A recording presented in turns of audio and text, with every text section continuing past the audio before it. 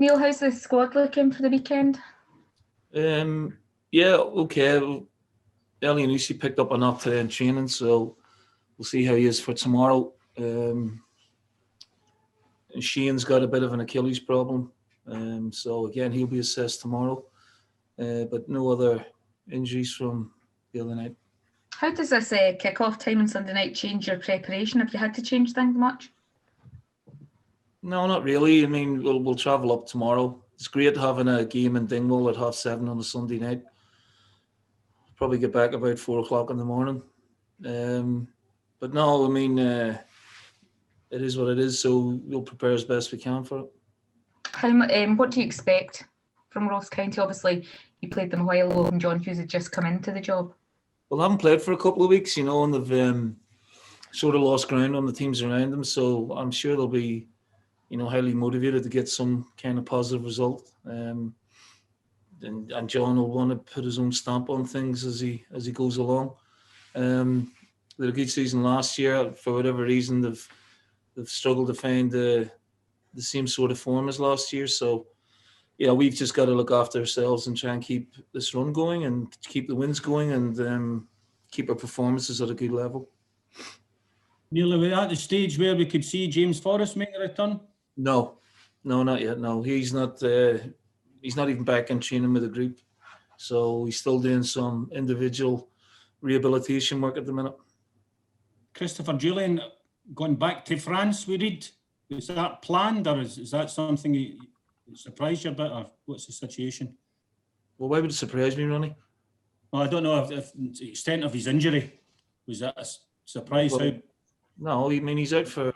I've said he's out for a long period of time. Maybe 6 to 9 months, and he's just gone back to do some rehab in France.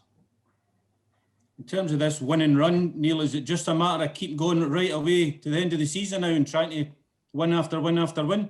Yeah, I mean we played pretty well. We came off it a little bit second half against Aberdeen in terms of our quality and intensity to play.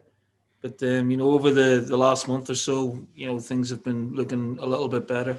So it's important we go up to Ross County, keep the confidence going and keep the level of performance very, very high and just take it one game at a time. That's all we're thinking about at the minute. Can you sense confidence growing by the game? Of course, yeah. I mean, I thought we played ever so well for, 30, 40 minutes on Wednesday night. Just sort of looked a little bit leggy second half. So with the extra day's preparation, hopefully, the lads will recover and put on another good performance.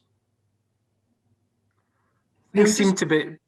Sorry, I was just going to say things seem to be clicking for you just now, Neil. Is it tempting to just look back and just wish it had happened a wee bit earlier, or is that just don't let that enter your mind? No, don't let that enter your mind. You can't dwell on the past. You can analyse it at the end of the season or over the piece, but just concentrating on the present really and getting a groove on. January, we saw some players leave. We've brought in Jonjo, who's been exceptionally good and very consistent. And obviously with the fallout from the Dubai trip as well to deal with, which we again felt was way over the top. But no, we just looking forward to the games now, and winning, keep that winning form going, keep that winning groove going, and keep the level of performance as best we can between now and the end of the season and see where it takes us. Stephen was in there a while ago, and he was reminding us he'd just signed a new contract there in the summer. Is he looking forward? Do you see him becoming a really crucial part of Celtic in years to come? Well, hopefully. I mean, he's a good player, and he's taken his chance very well. He's good professional, no fuss. He loves the club, and he's played very well over the piece. So we can be delighted with his contribution, and we're obviously delighted with him as well. Are there many others like him to come through? Yes, perhaps next season. We've got a couple of good young players underneath here training with us currently, and who are coming along very nicely indeed. Who we're really pleased with the progress so far. Would you be able to give them any of them game time, do you think, Neil, in the coming weeks and months? It depends. It depends on the situation. whether it's too soon for them or not, so thing we'll have to gauge over that period of time. But no, we're just very pleased with the progress they're making, and we don't want to, build them up too much or rush them too much and get them overhyped too early. But we're very pleased with, a couple of the young ones for sure. There was a suggestion again today that the Scottish Cup could run into the latter half of the year, just due to the fixture congestion.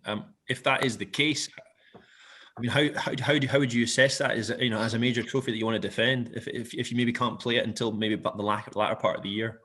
Well, we can't do nothing about it, Charles. So it's just another anomaly in a weird sort of season for everyone. It's not normal, but it might be the new norm for the short term. We've got other things to consider, health-wise and society-wise, and if the games get played this year, great. If not, then we'll just draw it, cross that bridge and we'll come to it. We've been talking about it for weeks. I can't really sort of, comment on it. It'll be up to the associations and the powers that be to make those decisions. Neil, you sparked some intrigue among supporters with your pre-match comments before the last game, talking about reflecting on the season and the mitigating circumstances that maybe you couldn't go into publicly. Supporters have wondered, is there any more light you could shed on what you meant by some of those comments? Was it on the field, off the field? No, I mean, some things have to remain in-house, Ronnie. But what I'm just meaning by that is it's not something that's been spoken about before, in terms of you're not talking about the Dubai trip here, you're not talking about injuries or the COVID cases. This is something completely separate.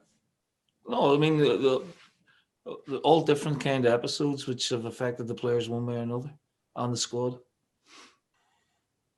Can I also ask you, one of the UEFA chiefs this week was talking about the reforming of the Champions League and said it was crucial that the likes of Scotland and Switzerland and Denmark, these sort of countries, aren't left behind and any extra places don't go to the big five, as it were. What's your thoughts on that, and how crucial is it that that's the case, that Scotland and whatnot aren't left behind when these Champions League reforms come around? Yeah, well, I'm delighted to hear that, because, you're looking for fairness and you're looking for, competitive edge. And when you've won titles, I think you've earned the right to be, in amongst the top teams. And I think, we suffer for it over the years, the amount of qualifiers that we have to play so early in the season. And money dictates that. And that shouldn't be the case. It should be purely based on footballing reasons.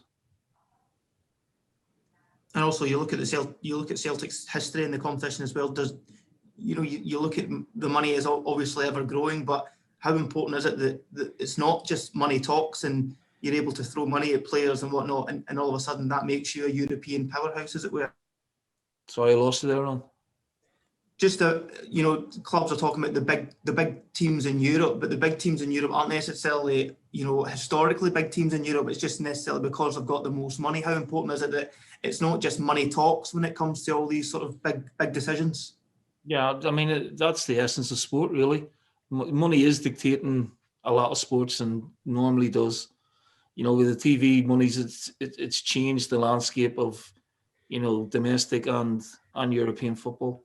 And all you want is, a fair crack at the whip. I think sometimes we don't get that in the European sort of landscape. And I think if you've won a title over, 38 games, I think you deserve a chance to, play at that or sit at that table. Whereas other teams and countries are finishing third and fourth, and they get automatic qualification because of the coefficient, which again, can be deemed in many different ways. So yeah, I welcome the comments this week, and hopefully that'll come to fruition. Neil, just going back to the game on Wednesday, David Turnbull scored again. That's 7 goals for him since he's come into the team. How important has he been in your recent surge of form? And there was talk of him in the Scotland squad. Do you think on current form he should be considered in one of those midfield positions? I mean, that's a question, for Steve and, his staff. He's, done very, very well, considering it's his first season at a big club. There's room for improvement, no question. He had a long time out with the knee injury, but he's come back fantastically well. And yeah, he's certainly made a great contribution to, Celtic season this year, and we're hoping that will continue to the end of the season. He's a very good footballer. He's a really good lad as well. So we're delighted with what we're seeing from David. If that's enough for the Euros, then we'll be delighted to see that as well.